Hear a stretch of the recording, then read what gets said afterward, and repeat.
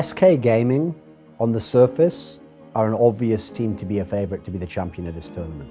Not only have they won recent tournaments leading into this and scored key victories over rival teams that are also favourites for the tournament, but they're a team where 4 of these players won both majors last year and back-to-back, which is something only one team in history had ever done, the old Fnatic lineup of 2015. So you look at the history of this team and the legacy of winning that they have, and it should be obvious to say, yes, they're a team that will absolutely be in the mix. They'll be right there. Someone will have to play fantastically to beat them, to stop them from winning the major. But it's how they're doing it that makes them so compelling and unique right now. Because every team in history that repeated, that won multiple majors, did it ultimately with the same style, with the same star players. Yes, with the same core of players, but the same roles within that and the same strengths as a team. When Fnatic went back-to-back on those titles, it was the same core team. It was Olaf Meister, you had big games from Flasher, but the core element for SK Gaming is when they won their 2 majors, they came on the scene, and the thing that was immediately discernible about them as a team was that they had a squad of 5 players who all understood the core philosophy of the team and how they would play out each situation. And what happens is Fallen, their in-game leader, had worked with their coach Zeus at the time, and he'd been able to really integrate every member of the team's style of play into their overall system. And then more crucially, he'd been able to kind of imbue almost the DNA of how Fallen thinks about the game, how he makes decisions, what he considers the correct play into each player. So that when you got into a match, it wasn't just Fallen, this great tactical mind, pulling everyone's string and telling them, you go here, and then right, I want you to change this up. He would tell them the basic concept that they'd practiced, but from within that, each person understood what he was supposed to do next and understood why he would make a deviation from the play, or why he would stick to what was going to happen, or how he set someone up, or how the team would put him in a favorable situation for his role.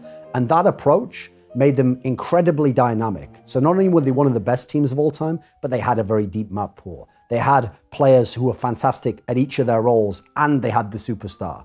Now, SK Gaming of today is very different from that lineup, because even though they only changed 1 player, the player they changed out was a very supportive player. It was an experienced player in FNX. And they brought in this player in Phelps, who was absolutely a rough diamond. He was a guy who's very, very rough around the edges, who's never played at an elite level before, but who's been the rising talent, the clear best player in a lower level team, but a team that's never been to a major, actually. Immortals at the time had never qualified for a major. So Phelps had never played at the level that SK Gaming is asking him to play at now.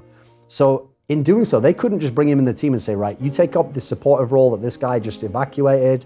We'll keep playing the old style of SK Gaming and we'll keep winning, because that would not have worked. It didn't work. And they had to rediscover what SK Gaming is. And so even though only 1 player changed, the whole team changed, because now all of a sudden, even who the best players in the team are, that dynamic's been toppled a little bit. Yes, coldzera is still the best player, but all of a sudden now, Phelps, this young player, has to be given room. He has to be given his positions to succeed from. He has to be put in situations he's comfortable in.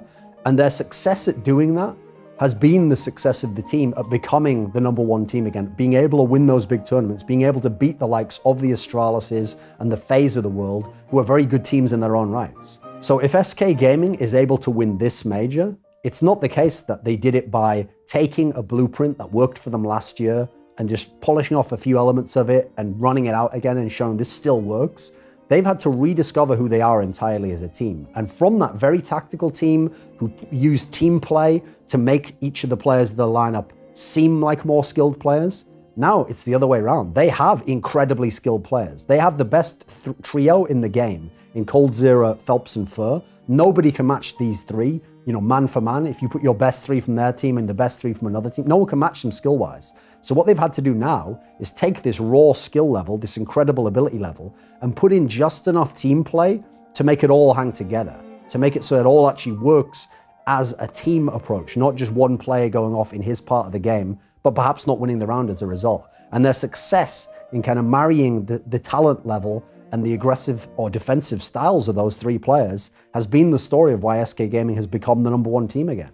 So the star player, far and away in SK Gaming, is coldzera. And for the last 2 years of his team being one of the best in the world, he has been one of the best in the world, if not the best player in the world. And one of the unique things about the fact that he's been such a dominant player, statistically and in terms of impact, and play in big matches, finals of majors, semi-finals of majors, always there in the big match. The reason why it's been so unique is that he's not the guy who's famous for running out and putting up a highlight clip, putting up crazy 2 headshots that no one else could do. He's not a guy who hits the shot no one else can hit. This is a guy who gets all the kills that the good players can get, but he always gets them. And that's the key thing. It's the consistency level of coldzera that makes him almost unstoppable. I mean, I nicknamed him the Brazilian Terminator because that's the thing. It's not that he's the flashiest or anything. He just never stops coming. He just continually progresses on. He moves at his own pace. He's always in his own comfort zone. He never looks like he's under pressure. So he moves at his own pace. He knows within the team concept, how early do I go? Can I hang back a bit and let my other players create space for me? And within that area, he's going to make all the correct decisions. He's going to read the game. In some senses, his mind for the game from a star player is almost like a miniature in-game leader. That sense of like what my teammates can do for me, what I'm supposed to do, where I'm supposed to be and where they're going to be. Syncing all of that up, that's all done in an instant in his mind. And it's done from the dedication to practice to be the best player. And so he's someone where the grinding consistency he has, I actually think in some senses, saps the energy of the opponent more than the crazy player, more than like a Forrest or a Snacks who makes the huge play or hits the crazy shots and in that round really demoralizes you.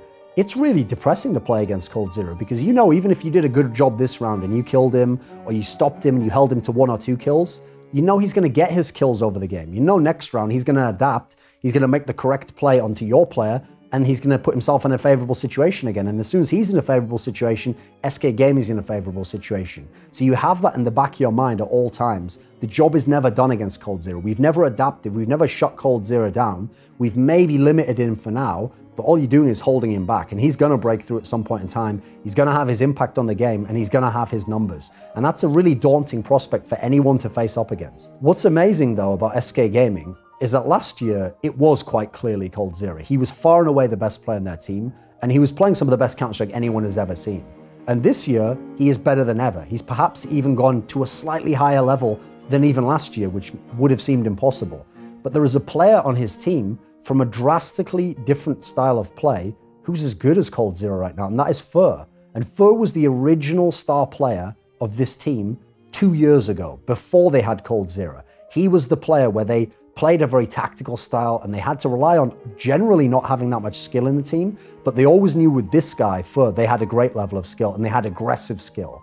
And this is a player who likes to get up in the opponent's face, who likes to run in, create a really difficult, fast-paced duel scenario, take that and win with his high skill level and keep pushing on and creating all this space that the SK machine can move in and occupy behind him. And he's the guy who kind of blazes the trail that the coldzera type player comes in and cleans up from behind. And the better Fur does, the easier it is for coldzera to get even better results in the game. And so the key element for me is, normally, if you look at those two players, yes, the high skill level of a Fur does mean he's going to have star performances and get big numbers.